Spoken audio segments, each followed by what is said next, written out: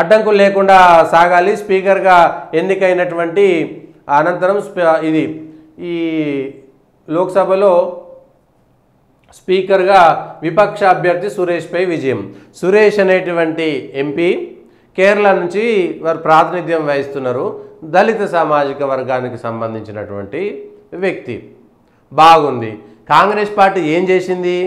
Speaker ఓడిపోతాడని తెలుసు, గెలిచేటువంటి పరిస్థితులు లేవని తెలుసు, కనీసం డివిజన్ కూడా అడగలేనటువంటి పరిస్థితుల్లో మొట్టమొదటిలో లోక్సభలో ప్రతిపక్ష నాయకుడిగా రాహుల్ గాంధీ మొట్టమొదటి ఫెయిల్యూర్ ఏంటంటే స్పీకర్ ఎన్నిక పైన డివిజన్ అడగకపోవడము, విభజన అడగకపోవడం అనేటువంటిది ఎంత బ్లండర్ మిస్టేకు. ఎవరు ఎటువైపు ఉన్నారనేటువంటి తేలిపోతుండే కదా. స్పీకర్కి అనుకూలం ఎవరు, వ్యతిరేకం ఎవరు అని ఎందుకు డివిజన్ అడగలేదు? సో ప్రతిపక్ష నాయకుడిగా రాహుల్ గాంధీ తొలి రోజే తన లోక్సభలో ఫెయిల్యూర్ అయ్యాడు అనేటదానికి ఇదొక ఉదాహరణ కాదా? డివిజన్ ఎందుకు అడగలేదు? డివిజన్ అడిగి ఉంటే కొంత, ఎందుకంటే సీక్రెట్ ఓటింగ్లో బీజేపీ వాళ్ళు కూడా వ్యతిరేకంగా ఓటేసినేమో, లేదంటే ఎన్డీఏలో సభ్యులుగా ఉన్నటువంటి వాళ్ళందరూ కూడా వ్యతిరేకంగా ఓటేసే వాళ్ళేమో. అట్లా ఎన్డీఏ సభ్యుల బలాన్ని తగ్గించేటువంటి అవకాశం మీకు వచ్చినప్పుడు ఎందుకు వినియోగించుకోలేదు? మరి డివిజన్ అడగనప్పుడు మీరు స్పీకర్ పైన పోటీ ఎందుకు చేసిరు? గెలవరని తెలిసిన తర్వాత కూడా ఒక దళితుడికి ఓడిపోయేటువంటి స్థానం ఇచ్చి ఆయనను అవమానించినట్టా కాదా? అంటే ప్రతిపక్ష హోదా వస్తేనేమో మీరు తీసుకుంటారు, అదే మల్లికార్జున ఖర్గే లాంటి పెద్ద మనిషికేమో ఏమీ లేనప్పుడు ఆయనకు కాంగ్రెస్ పక్ష నాయకుడు హోదా ఇస్తారా? ఇది ద్వంద్వనీతి కాదా? ఇది 2 నాలుకల ధోరణి కాదా? అంటే ఏమీ లేనప్పుడు దళితులకు మేము కాంగ్రెస్ పక్ష నాయకుడి హోదా ఇచ్చినామని చెప్పేసి ఆ రోజు మల్లికార్జున ఖర్గేని అవమానించారు, ఈరోజు సురేష్ గారిని అవమానించారు, కేరళ నుంచి గెలిచినటువంటి సురేష్ గారిని అవమానించారు. ప్రతిపక్ష హోదా రాగానే 2014లో 19లో ప్రతిపక్ష హోదా రానప్పుడేమో వేరే వాళ్ళకిచ్చి త్యాగం అనేటువంటి పేరును కొట్టేసిరు. ఇవాళ ప్రతిపక్ష హోదా వచ్చినప్పుడేమో ఈ ఒక దళితుడు గుర్తుకు రాలేదు. కానీ ఓడిపోయేటువంటి స్పీకర్ ఎన్నికలో స్పీకర్ ఓడిపోతాడని తెలిసి సురేష్ అనేటువంటి దళితుడిని నిలబెట్టి పాపం ఆ ఎంపీ గారిని ఎంత మోసం చేసింది కాంగ్రెస్ పార్టీ. ఇది ద్వంద్వ విధానం. అంటే గెలిచేటువంటివి వచ్చేటువంటివి ఏమో తాము తీసుకుంటారు, తాము తీసుకోలేనటువంటివి మాత్రము ఇతరులకు ఇచ్చి దాన్ని మేము త్యాగం చేశాము అనేటువంటి పేరు తీసుకునేటువంటి ప్రయత్నం కాదా ఇది? 2014లో 19లో రాహుల్ గాంధీ కాంగ్రెస్ పార్టీ పక్ష నాయకుడిగా ఎందుకు ఉండలేదు? స్పష్టంగా చెప్పాలి, ఎందుకు ఉండలేదు అంటే అప్పుడు మీకు ప్రతిపక్ష హోదా లేదు కాబట్టి. ఇవాళ లోక్సభలో ప్రతిపక్ష హోదా రాగానే రాహుల్ గాంధీని ముంగటేసిరు, ఓడిపోయేటువంటిది ఇక్కడ ఇచ్చిరు, మల్లికార్జున ఖర్గేకి అక్కడ ఇచ్చిరు.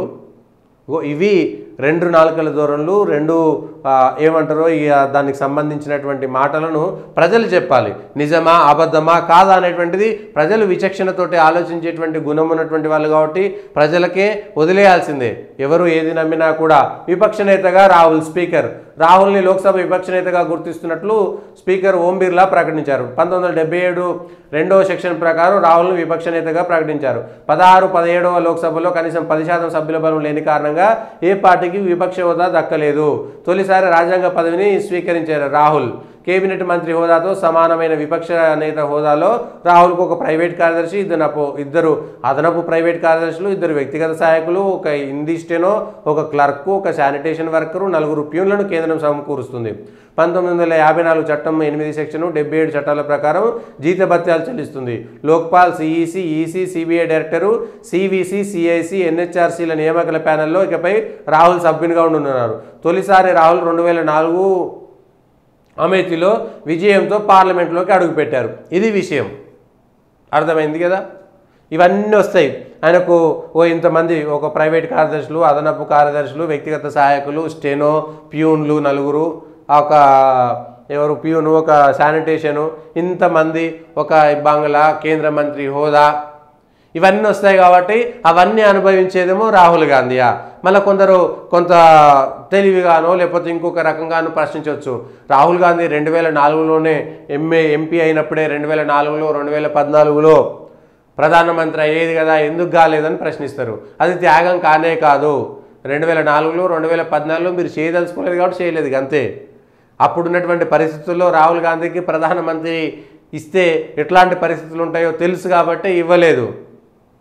సోనియా గాంధీ గారు త్యాగం చేశారన్నారు. అది ఇటలీకి భారతదేశానికి ఉన్నటువంటి ఒప్పందం ప్రకారము ఇటలీ దేశస్తులు ఇక్కడికి వచ్చి సిటిజన్షిప్ తీసుకున్నా సరే ప్రధానమంత్రి హోదా ఉండకూడదు అనేటువంటిది రెండు దేశాల మధ్య ఉన్నటువంటి ఒప్పందం ప్రకారం అది రాలేదు. మళ్ళీ అక్కడ కూడా త్యాగం అనేటువంటి పేరు, ఇక్కడ కూడా త్యాగం అనేటువంటి పేరు, ఇన్ని త్యాగాలు చేస్తామనేటువంటి పేరు చెప్పి ఇవి అదనంగా మళ్ళీ ఇది ఒక పని చేస్తారు.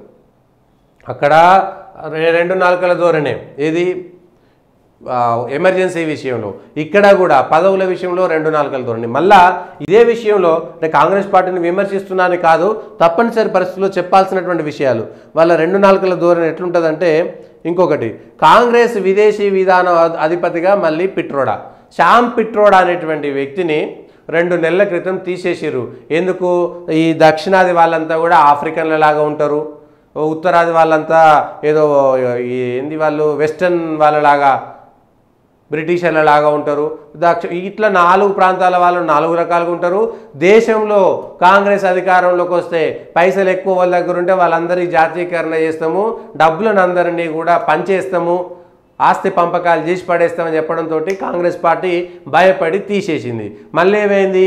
అదే శ్యామ్ పిట్రోడాని తీసుకొచ్చి 2 నెలల తర్వాత కాంగ్రెస్ విభాగం అధిపతిగా చేశారు. అంటే కాంగ్రెస్ విధానం అదేనా కాదా? కాంగ్రెస్ పార్టీ విదేశీ విభాగమైన ఇండియన్ ఓవర్సీస్ కాంగ్రెస్ చైర్మన్గా ప్రముఖ సాంకేతిక నిపుణుడు శ్యామ్ పిట్రోడా మళ్ళీ నియమితులయ్యారు. రాజకీయ వివాదం నేపథ్యంలో 2 నెలల క్రితం ఆయన నుంచి తప్పుకున్నారు. తిరిగి ఆయన చైర్మన్ పదవిలో నియమిస్తున్నట్టు బుధవారం కాంగ్రెస్ ప్రకటించింది. విదేశాల్లో ఉన్న కాంగ్రెస్ పార్టీ అభిమానులు ఈ సంస్థలో సభ్యులుగా ఉంటారు. శ్యామ్ పిట్రోడా చేసిన ఓ ప్రకటన అని రాసిరు. మళ్ళీ వీళ్ళు కాంగ్రెస్కు సమర్థించేటువంటిది, రేవంత్ రెడ్డి కోసం కాంగ్రెస్కు సమర్థించేటువంటి పత్రిక కాబట్టి ఓ ప్రకటన అన్నారు. కానీ ఆయన ఏమన్నాడు అనేటువంటి విషయం రాస్తే అయిపోయేది కదా. దేశంలో 4గా విభజించి ఈ దక్షిణాది వాళ్ళంతా ఆఫ్రికన్ లాగా, ఉత్తరాది వాళ్ళంతా బ్రిటిషర్ల లాగా, లేకపోతే పశ్చిమ వాళ్ళంతా ఈ అరేబియన్ల లాగా, వీళ్ళంతా చైనీలాగా ఉంటారని చెప్పేసి ఎంత దారుణంగా. మళ్ళీ వీళ్ళు భారతీయులు ఏం చెప్తాం వీళ్ళని ఇంతకంటే ఎక్కువ? వీళ్ళు భారతీయులు, వీళ్ళు భారతదేశాన్ని పరిపాలించాలనుకుంటారు. మళ్ళీ ఆయన అమెరికాలో ఇట్లా ఉన్నది, మీ ఆస్తి పైన ఒక వ్యక్తి చచ్చిపోయిన వెంటనే ఆయన ఆస్తిలోని 50% ప్రభుత్వం తీసేసుకోవాలనేటువంటి చట్టాన్ని కాంగ్రెస్ తెస్తుందని చెప్పినటువంటి వ్యక్తిని అప్పటికప్పుడు ఏదో నష్టమైందని చెప్పి తీసేసి మళ్ళీ ఆయననే నియమించారు. అంటే కాంగ్రెస్ విధానం ఏంటి? ఎమర్జెన్సీ పైన అట్లనే మాట్లాడింది. ఇప్పటిదాకా ఎమర్జెన్సీ విధించినటువంటి విషయంలో ఎక్కడ కూడా, ఎందుకంటే అధికారికంగా ఇందిరాగాంధీ విధించారు, అది ఎక్కడ చెప్పాలి. ఇక శ్యామ్ పిట్రోడా విషయంలో కూడా అదే పని. శ్యామ్ పిట్రోడా విషయంలో కూడా కాంగ్రెస్ పార్టీ మళ్ళా ద్వంద్వ విధానాలనే పాటించింది అనేటువంటి విషయాన్ని చెప్పకనే తప్పదు. సో కాంగ్రెస్ పార్టీ విధానం ఏమిటి? శ్యామ్ పిట్రోడా చేసినటువంటి వ్యాఖ్యలకు కాంగ్రెస్ పార్టీ కట్టుబడి ఉందా? కొన్ని ఈ విషయంలో అయినా శ్యామ్ పిట్రోడాతో పాటు కాంగ్రెస్ పార్టీ ఏమైనా దాని ఏమంటారు క్షమాపణ చెప్పేటువంటి ప్రయత్నం చేసినా చేయదా? సో శ్యామ్ పిట్రోడా చేసినటువంటి వ్యాఖ్యలకు కాంగ్రెస్ సమర్థిస్తున్నది. కాంగ్రెస్ తెలంగాణలో అధికారంలో ఉంది కాబట్టి తెలంగాణలో ఎవరైనా వ్యక్తి చనిపోతే ఆ వ్యక్తి చనిపోయినటువంటి వ్యక్తికి సంబంధించినటువంటి సగం ఆస్తిని ప్రభుత్వం గుంజేసుకుంటుంది అనేటువంటి చట్టాన్ని తెలంగాణలో కాంగ్రెస్ పార్టీ తేవడానికి సిద్ధంగా ఉందని దీన్ని బట్టి అర్థం చేసుకోవచ్చు మనం. కర్ణాటకలో కానీ దేశంలో ఎక్కడైనా కాంగ్రెస్ పార్టీ అధికారంలో ఉన్న చోట హక్కు ఆస్తి పంపకాల పేరు మీద శ్యామ్ పిట్రోడా చేసినటువంటి వాళ్ళు చెప్పినటువంటి సిద్ధాంతం ప్రకారము ఒక వ్యక్తి చచ్చిపోతే ఆ వ్యక్తి చచ్చిపోయినటువంటి వ్యక్తికి సంబంధించినటువంటి 100 రూపాయలు ఉండని, 1,00,000 రూపాయలు ఉండని, కోట్ల రూపాయలు ఉండని, ఎవరు చనిపోయినా సరే 50% ప్రభుత్వం తీసుకుంటుంది, 50% తన పిల్లలకు వస్తుంది. రేపు పొద్దుగాల ఆయన భార్య చచ్చిపోయింది అనుకో, ఆమె పేరు మీద ఉన్నటువంటి ఆస్తిలో 50% పిల్లలకు వస్తుంది, మళ్ళీ 50% తీసేసుకుంటారు. అంటే ఏముండదనలా, మొత్తం ఆస్తిని ప్రభుత్వం గుంజేసుకుంటుంది అనడానికి అదొక పెద్ద ఉదాహరణ. ఇది శ్యామ్ పిట్రోడా విషయంలో కాంగ్రెస్ పార్టీ చేసినటువంటి ద్వంద్వ విధానం. ఇంకా